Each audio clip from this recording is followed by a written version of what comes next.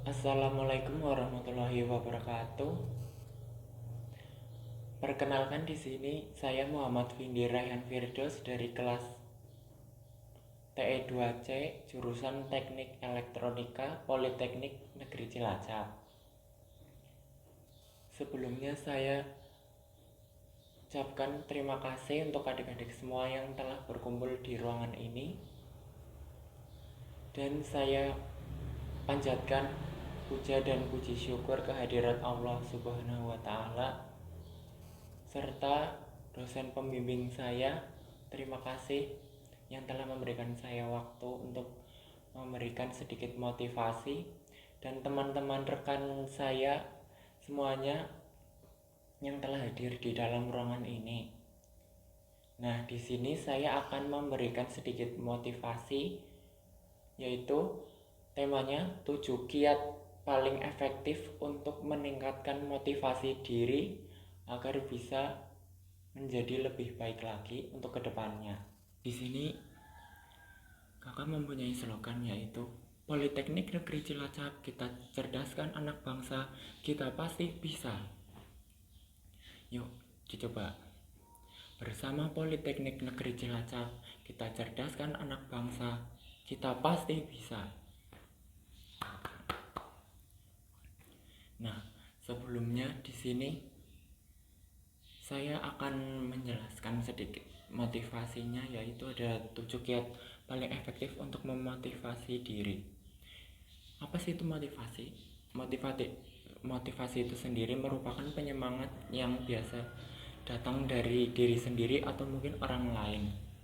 Biasanya motivasi itu diberikan agar kita menjadi lebih bersemangat untuk menggapai cita-cita atau impian kita. Nah, di sini dengan motivasi dorongan yang besar diharapkan bisa mendorong terus untuk mewujudkan apa yang kita harapkan menjadi kenyataan. Sayangnya banyak orang yang justru gagal meraih cita-citanya akibat motivasi yang kian hilang. Nah, di sini biar nggak hilang itu motivasinya gimana? Nah, yang pertama yaitu di sini kita melawan rasa takut dan ragu. Rasa takut dan ragu di sini yang berlebihan merupakan penghalang terbesar dalam mewujudkan cita-cita seseorang. Biasanya disebabkan karena mungkin terkikisnya motivasi atau karena yang biasa disebut juga insecure ya.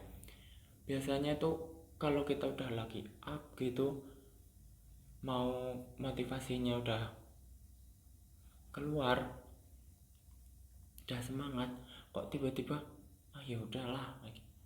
Berarti kan motivasinya yang tadinya kita udah semangat buat menggapainya, kita berusaha keras, kok malah tiba-tiba seketika kayak sirna gitu. Nah, makanya cara yang bisa dilakukannya yaitu melawan rasa takut. Itu bisa kita lakukan dengan cara melawan rasa takut itu sendiri. Misalnya nih, jika kalian naik takut kuda, maka harus dilawan rasa takut itu supaya kita bisa menaiki kuda tersebut. Nah, dengan rasa takut itu terkadang kita bisa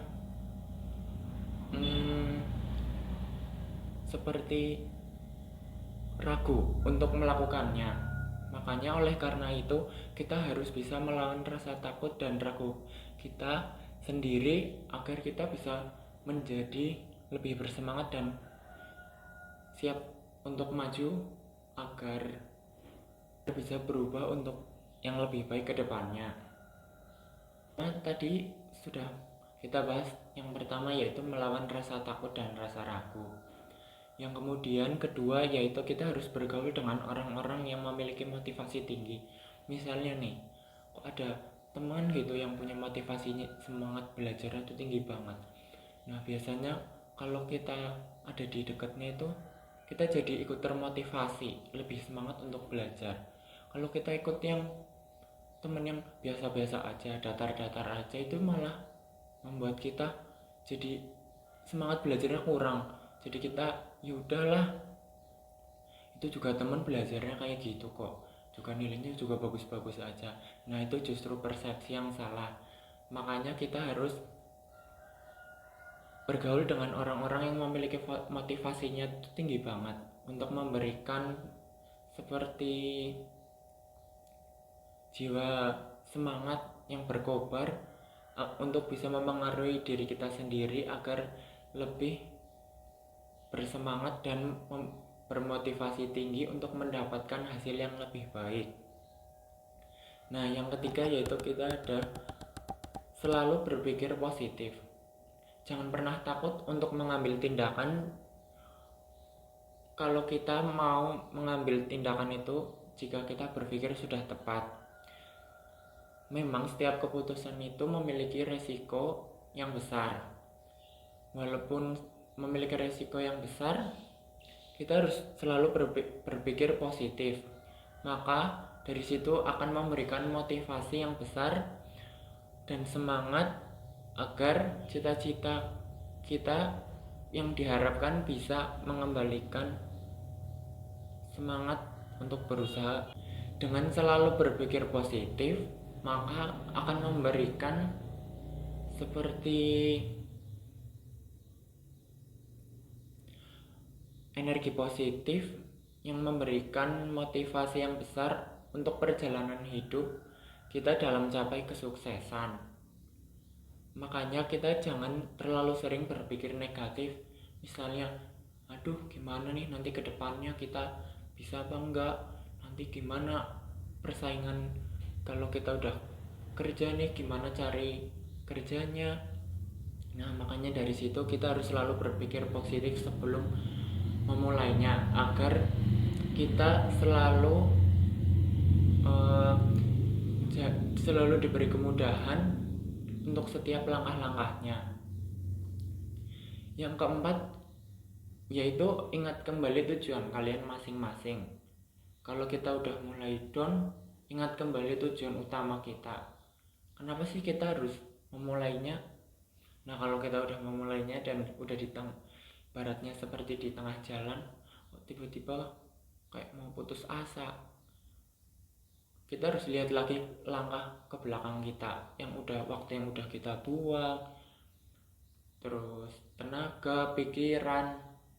Jadi kita harus terus melangkah ke depan, jangan selalu melihat ke belakang. Kalau kita lihat ke belakang bakal membuat kita semakin down dan memburuk. Nah, poin ini mengingatkan kembali kita banyak hal yang telah kita cita-citakan. Maka sangat diharapkan bisa mengembalikan semangat yang ada dalam diri kita untuk bisa semakin berusaha yang keras. Oleh karena itu, mengapa kita harus mengingat kembali tujuan utama kita masing-masing agar bisa menggapainya.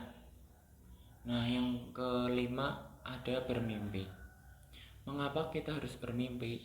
Dengan adanya mimpi, kita menjadi punya suatu tujuan. Dari tujuan tersebut, kita harus berusaha mewujudkannya agar menjadi nyata.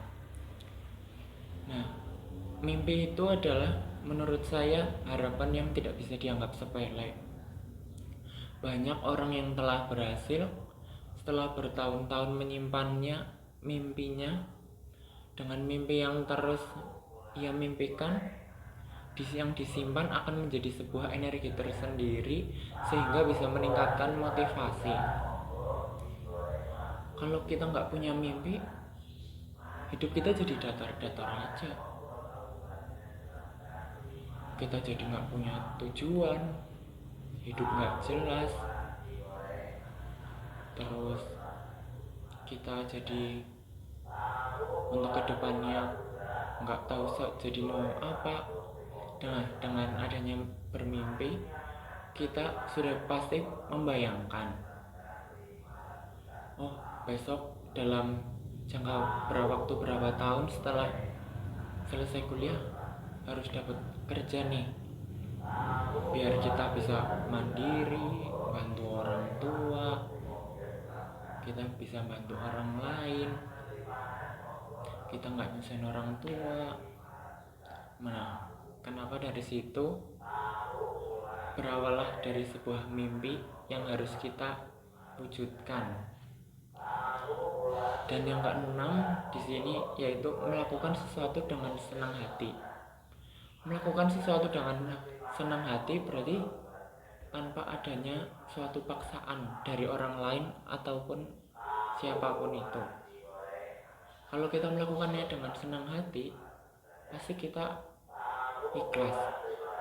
Kita bisa melakukannya itu setulus hati, nggak yang grundal. Kalau kayak gitu kan di hati rasanya nggak pas ya. Kalau dilakukan dengan senang hati, berarti kita juga memberikan energi tersendiri. Kita bisa melakukan yang lebih baik lagi, malah kadang kita bisa mempunyai ide-ide baru. Nah, dari situ ide-ide baru itu harus kita wujudkan. Nah, dengan kita melakukan sesuatu hal dengan senang hati, maka kita kalau mengerjakan sesuatu itu pasti rasanya lebih bersemangat, kayak gak ada beban paksaan. Nah, yang terakhir yaitu ada positive thinking. Apa sih itu positive thinking?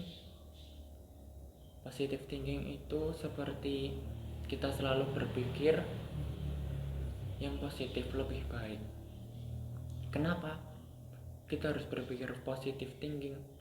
Dengan berpositive thinking itu sangat membantu kita untuk kembali mendapatkan motivasi dari diri kita sendiri. Ketika kalian mulai kehilangan motivasi, mungkin pastinya disebabkan karena keraguan dalam meraih mimpi. Hal tersebut pastinya disebabkan ketika motivasi kita mulai luntur, yang seharusnya kalian bisa berpikir positif kembali sehingga memotivasi kalian untuk yang motivasinya hilang bisa bangkit lagi. Nah, motivasi di sini merupakan faktor yang penting untuk mensupport seseorang dalam mewujudkan mimpi dan cita-citanya. Dengan positive thinking, hal-hal energi yang mendekati kita itu akan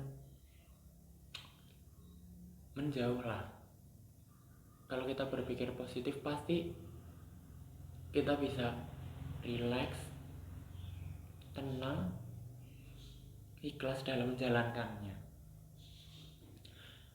Nah, intinya nih gini, tanpa motivasi maka seseorang itu gak akan lagi mempunyai semangat dalam menjalankan banyak hal, utamanya biasanya berkaitan dengan apa yang dicita-citakannya tadi.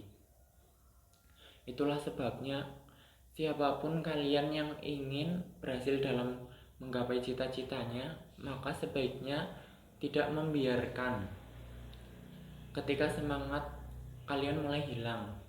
Kalian harus berpikir kembali ke belakang.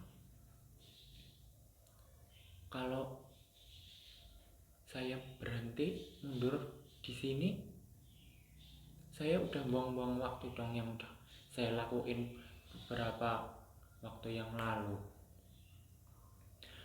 Makanya hal yang harus kalian lakukan ketika motivasi kalian mulai turun, maka kalian perlu melakukan kiat meningkatkan motivasi diri melalui beberapa kiat tersebut.